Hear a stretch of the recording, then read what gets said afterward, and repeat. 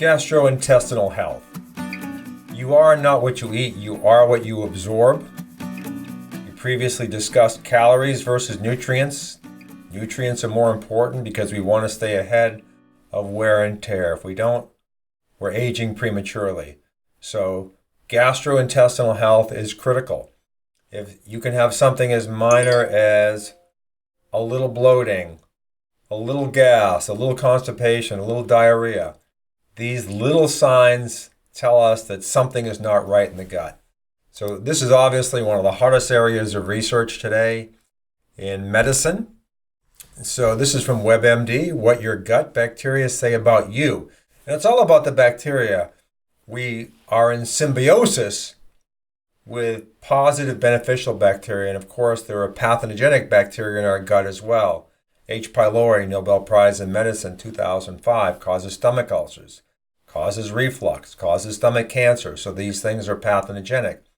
But the preponderance of bacteria, when we maintain the right environment, are healthy.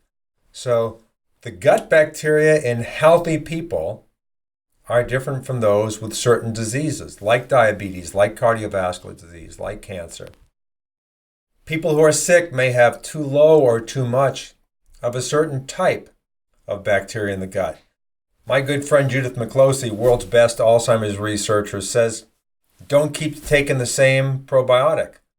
Too much of a good thing can overwhelm other things that are good and essential and should be in balance. People that have certain diseases may lack a wide variety of bacteria, what I just discussed with regard to Dr. McCloskey.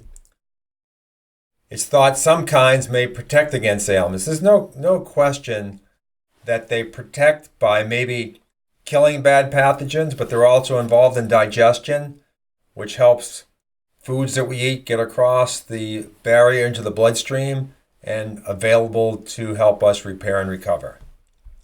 And then lastly, others may raise the risk. We mentioned H. pylori, C. diff, things of that nature. So looking at your gut, extremely important first step. No sense in solving thyroid issues or brain issues or any other issues, even heart disease issues, until we make sure the gut is working properly. Then we can work downstream to solve those other problems. But we have to have nutrients and repair and recovery capability optimized to overcome chronic diseases. Dr. Lewis here. Thank you very much for your time.